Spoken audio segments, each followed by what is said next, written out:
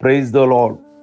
ప్రభువైన యేసుక్రీస్తు నామములో ఈ ఉదయకాలమందు మీ అందరికీ కూడా శుభములు తెలియజేస్తూ ఉన్నాను. మరి ఈ ప్రత్యేకమైన ఉదయకాలమందు మీరందరూ కూడా బాగున్నారా? క్షేమముగా ఉన్నారా? మీ కొరకు మేము అనుదినము ప్రార్థిస్తున్నాం. ప్రత్యేకంగా ఈ ఉదయకాలమందు మీ కుటుంబాల కొరకు, ఈ దినం కొరకు మేము మా ప్రార్థనలో జ్ఞాపకం చేసుకుంటూ ఉన్నాం. అందరికి నెమ్మది కలుగులాగున, క్షేమము కలుగులాగున, ప్రతి కుటుంబానికి దేవుని భద్రత, దేవుని కాపుదల కలుగులాగున మీ కొరకై ప్రార్థన చేస్తున్నాం. ఈ ఉదయకాలం ముందు ఏజ్కేల్ గ్రంథము 21వ అధ్యాయము 20వ వచనం నుండి 23వ వచనం వరకు అక్కడ బబులోను రాజైన నెబుకద్నెజర్ కనబడుతున్నాడు. ఏ దారిలో వెళ్ళాలో, ఏ ప్రయత్నం చేస్తే తనకు జయం కలుగుతుందో అర్థం గాక తికమక పడుచు శకునం చూస్తూ ఉన్నాడు. బాణాలు ఇటు అటు ఆడిస్తూ, జంతువులను బలిస్తూ, విగ్రహాల యొద్ద విచారిస్తూ ఉన్నాడు. దారి తెలియటం లేదు. రెండు దారులు కలిసే చోటులో ఉన్నాడు. ఇచ్చట రెండు దారులు ఉన్నాయి. ఏ దారికి వెళ్ళాలో అర్థం కావడం లేదు. అదే రీతిలో మనిషి తన బ్రతుకులో కూడా ఏ నిర్ణయం తీసుకోవాలో, ఏ దారి గుండా వెళ్ళాలో, ముందు రెండు దారులు ఉన్నాయి. ఈ దారి గుండా వెళితే బాగుంటుందా, ఈ దారి గుండా వెళితే బాగుంటుందా? వర్షాలు అంటారు, తుఫాన్లు అంటారు. ప్రార్థన పెట్టాలంటారా, ఆపాలంటారా? అలాగే కుటుంబ విషయానికి వస్తే ఈ ఈ ఈ విధంగా వెళితే బాగుంటుందా, ఆ విధంగా వెళితే బాగుంటుందా? ఈ ఉద్యోగం అవకాశం వచ్చింది, ఇది బాగుంటుందా? భవిష్యత్తులో అది బాగుంటుందా? మన ముందు చాలా సందర్భాలలో రెండు సంబంధాలు వచ్చినాయి మన పిల్లలకి. ఇటు వెళదామా లేక అటు వెళదామా? రెండు దారులు. ఏ దారికి వెళ్ళాలో అర్థం కాని స్థితి. ఈ ఉదయకాలం ముందు నెబుకద్నెజర్ జీవితం కూడా ఎటు వెళ్ళాలో అర్థం కాని స్థితిలో నిలబడి అతను శకునాలను చూస్తూ ఉన్నాడు. నిజమైన మార్గము యేసుక్రీస్తు అని నమ్మి ప్రార్థించగలిగితే గనక మీకు కరెక్ట్ అయినటువంటి దారి కనబడుతుంది. ఈ ఉదయకాలం ముందు ఏ దారి గుండా వెళ్ళాలో రెండు దారులు కనుక ప్రియ దేవుని బిడ్డలారా, ఒక దారి యేసుక్రీస్తే. నేనే మార్గం, నేనే సత్యం, నేనే జీవం. రెండో మార్గం సాతాను మార్గం, నాశనం చేసే మార్గం. దేవుని మార్గం ఎప్పుడూ కూడా ఇరుగ్గా ఉంటుంది. సాతాను మార్గం విశాలమైనది. ఈ విశాల మార్గాన్ని కోరిన వాళ్ళందరూ నరకానికే వెళ్ళిపోతున్నారు. యేసయ్య మార్గం ఇరుకు మార్గం. ఎందుకంటే కొంచెం మందే ఎంచుకుంటున్నారు. ఇది క్రమశిక్షణతో కూడిన మార్గం, దేవుని ఇష్ట ప్రకారం బ్రతికే మార్గం, స్వంత ఇష్టాన్ని కొట్టివేసుకునే మార్గం, జీవ మార్గం. ప్రియ దేవుని బిడలారా, కనుక ఇక్కడ రెండు దారులు కనబడుతున్నాయి. బాటలు చీలే స్థలములో ఉన్నావని మనం తెలుసుకోవాలి. బాటలు చీలే అంటే ఇటొక దారి, ఇటొక దారి. ఏ బాటలో నడవాలి? కనుక యిర్మీయా గ్రంథంలో గనక చూస్తే 6వ అధ్యాయము 16వ వచనం దేవుని మాటలు ఇలా ఉన్నాయి. మార్గములలో నిలిచి చూడుడి, మేలు కలుగు మార్గమేదని విచారించి అందులో నడుచుకునుడి, అప్పుడు మీకు నెమ్మది దొరుకును. పురాతన మార్గము, క్రీస్తున్న మార్గము.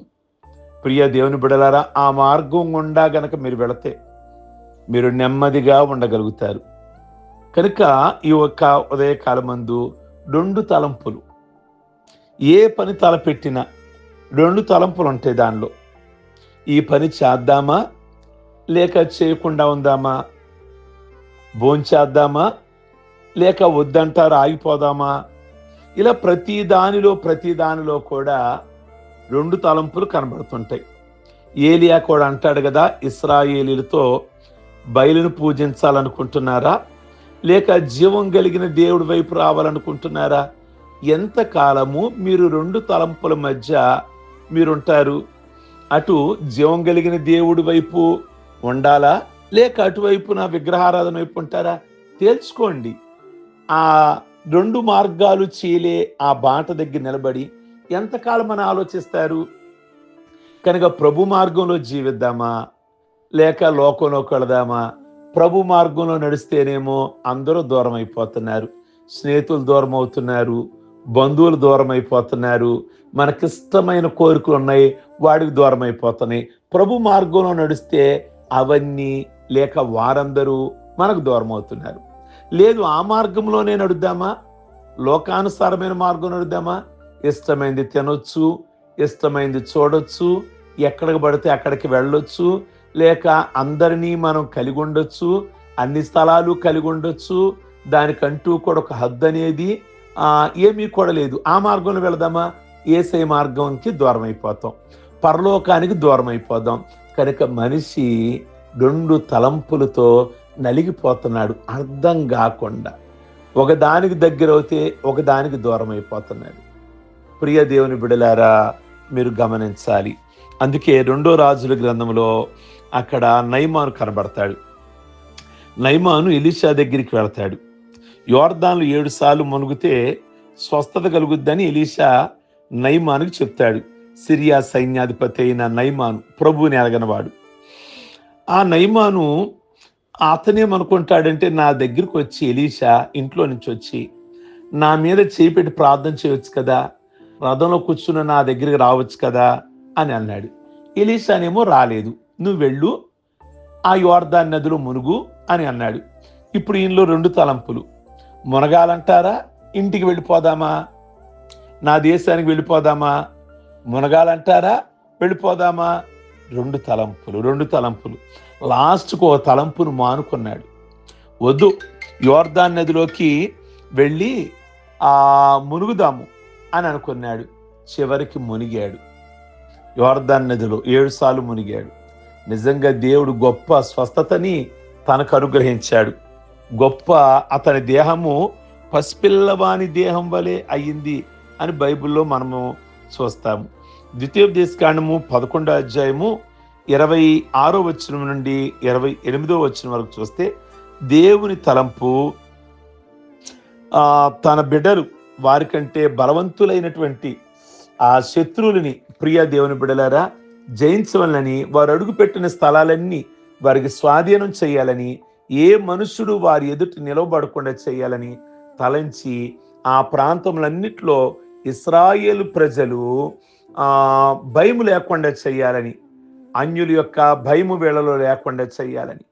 ప్రియ దేవుని బిడ్డల ఆ మాటలు కనబడతాయి. 26వ వచనంలో ప్రభు అంటాడు, మీ ఎదుట దీవెన శాపమును పెట్టుచున్నాను కనుక మీకు ఆజ్ఞాపించే ఈ ఆజ్ఞను మీరు విని ఎడల దీవెన. యెహోవా మాటలు వినక మీరెరుగు మార్గమున ఇతర దేవతలను అనుసరిస్తే శాపం కలుగుద్ది అని అంటాడు. కనుక ఈ యొక్క ఉదయకాలమందు మీ ఎదుట జీవమును దీవెన, మరో మార్గంలో శాపం కనబడుతున్నాయి కనుక మీకే వదిలేసా. ఏం కోరుకోవాలనుకుంటున్నారో అదే మీరు కోరుకోండి అంటే, యేసు ప్రభువారి ప్రక్కన 2 దొంగల్ని సిలువేశారు, కుడివైపున ఎడమ వైపున. ఒక కుడివైపున ఉన్న దొంగ మంచి మార్గాన్ని ఎంచుకున్నాడు, ప్రభు మార్గాన్ని ఎంచుకున్నాడు. ఎడమ వైపున ఉన్న దొంగ ఎంచుకోవడానికి ఇష్టపడలా. ప్రియ దేవుని బిడ్డలారా, కనుక ప్రతి వ్యక్తి 2 దారులు చీలే స్థలములో నిలిచి ఉన్నట్లే జీవితంలో ఏ దారిలో పోవాలో మనం ఒకసారి తీర్మానం చేసుకోవాలి.